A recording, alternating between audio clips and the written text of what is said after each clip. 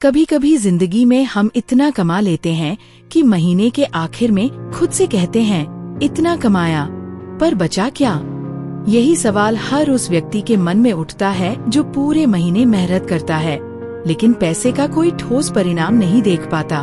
और यही से शुरू होती है इस किताब how to multiply your money की असली सीख। लेखक M.K. डेविडसन हमें समझाते हैं कि पैसा सिर्फ कमाने से नहीं बल्कि उसे सही दिशा देने से बढ़ता है। वे कहते हैं हर इंसान को ये समझना चाहिए कि पैसा एक बीज की तरह है। अगर उसे सही मिट्टी, सही समय और सही देखभाल मिले तो वह बढ़ता है, वरना सूख जाता है। लेखक इस बात की शुरुआत एक आम इंसान की कहानी से करते हैं। रवि एक मध्यम वर्गीय नौकरी पेशा व्यक्ति था। हर महीने की सैलरी आने के साथ ही उसका उत्साह चरम पर होता था, लेकिन महीने के आखिरी हफ्ते आते आते वह फिर तनाव में आ जाता।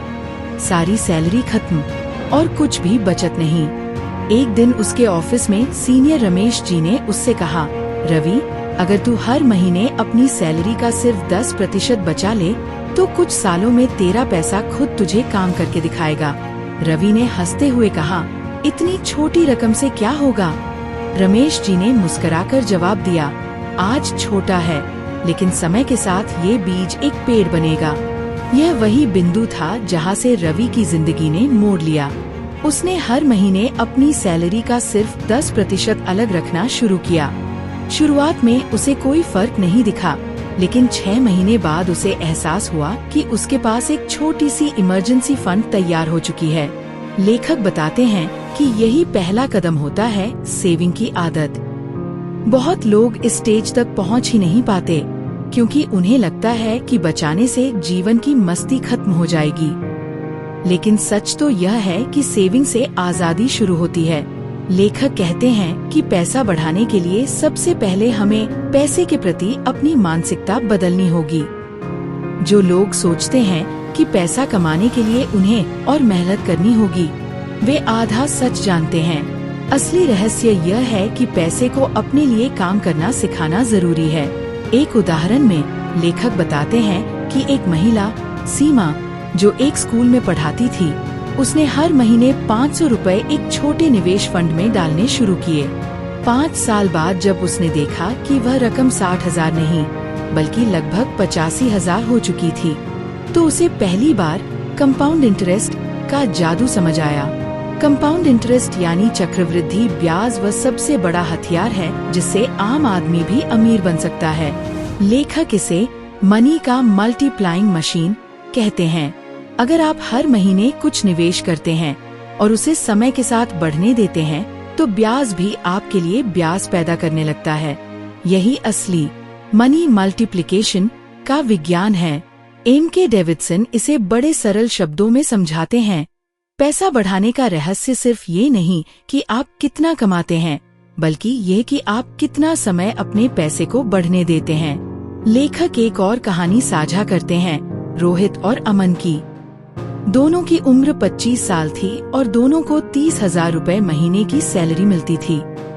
रोहित ने हर महीने 3,000 रुपए एक म्यूचुअल फंड में निवेश करने शुरू किए, जबकि अमन ने सोचा कि कुछ साल बाद शुरू करूंगा। 10 साल बाद जब रोहित का निवेश लगभग 6 लाख का हो चुका था, उसकी वैल्यू बढ़कर करीब 12 लाख तक पहुंच गई थी। वहीं अमन ने जब 10 साल बाद शुरू किया तो वह उस मुकाम तक पहुंचने में और 10 साल पीछे रह गया।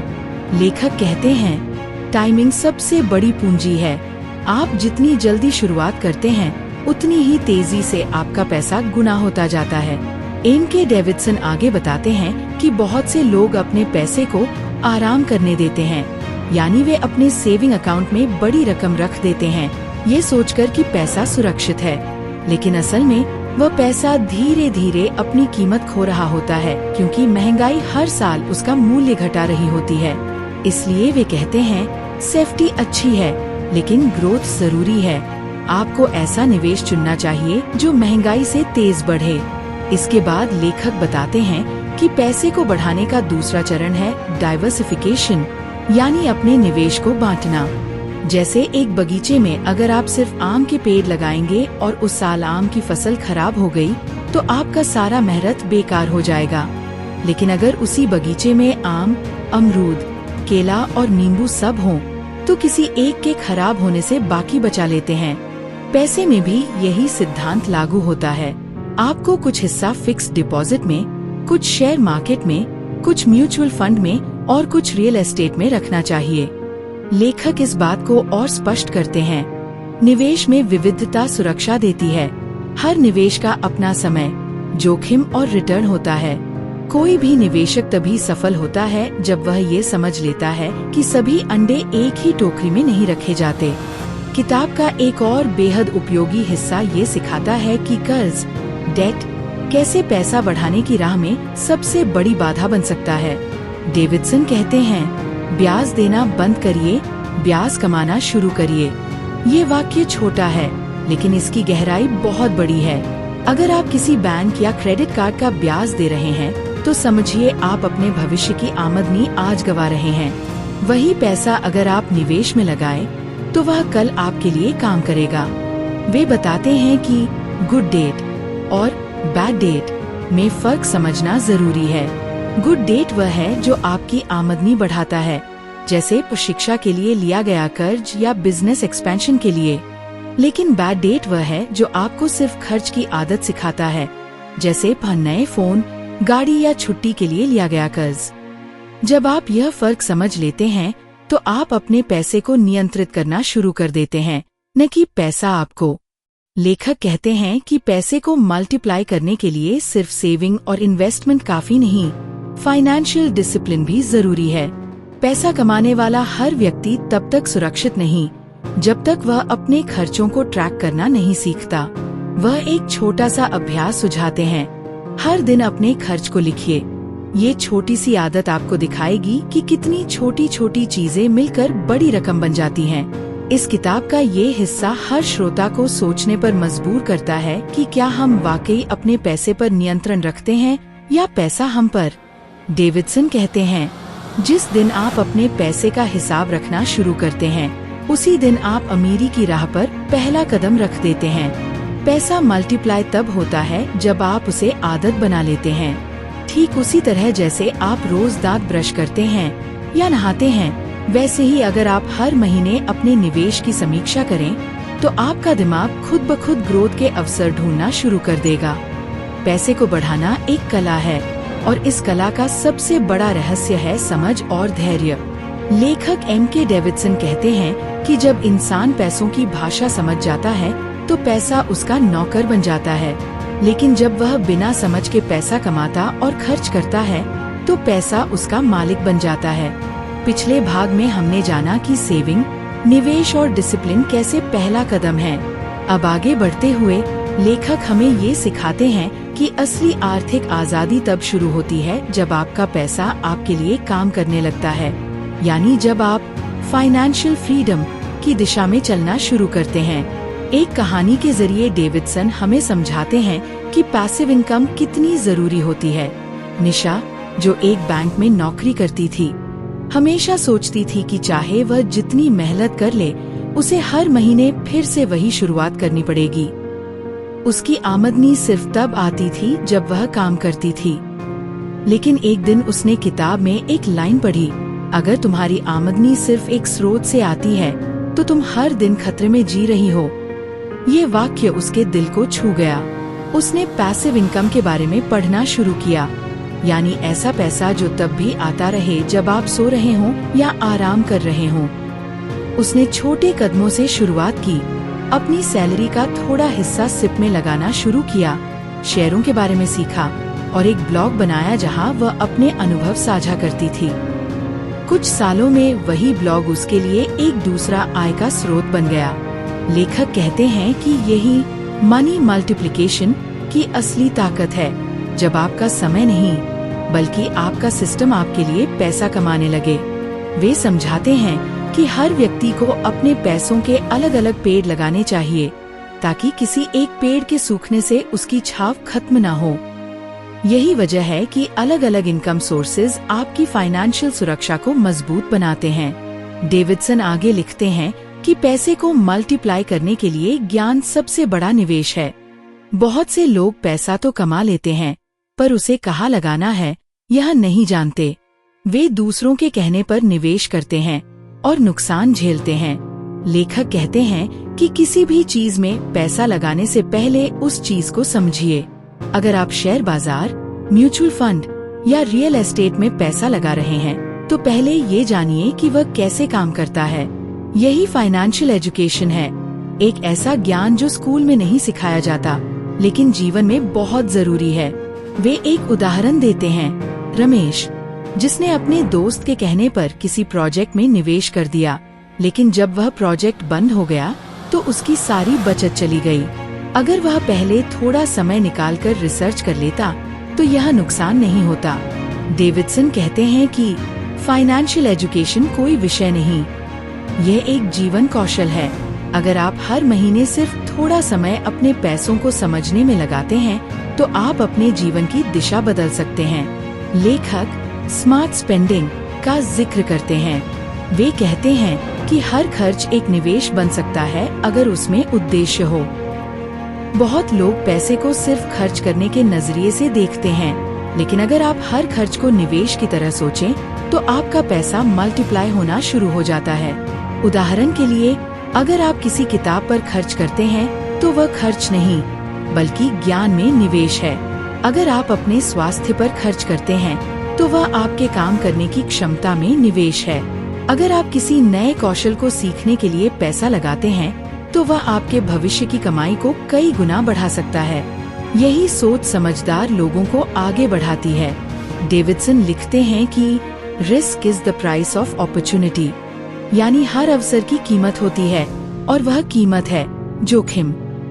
बहुत लोग निवेश से इसलिए डरते हैं क्योंकि उन्हें नुकसान का डर होता है, लेकिन लेखक कहते हैं कि डर को समझना जरूरी है।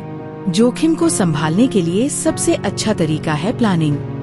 आपातकालीन फंड रखना, बीमा करवाना और दीर्घकालिक निवेश करना, ये सब कदम जोखिम को दुश्मन नहीं बल्कि दोस्त बना देते हैं। जैसे रीना नाम की एक महिला ने शेयर बाजार से डरते हुए भी शुरुआत की।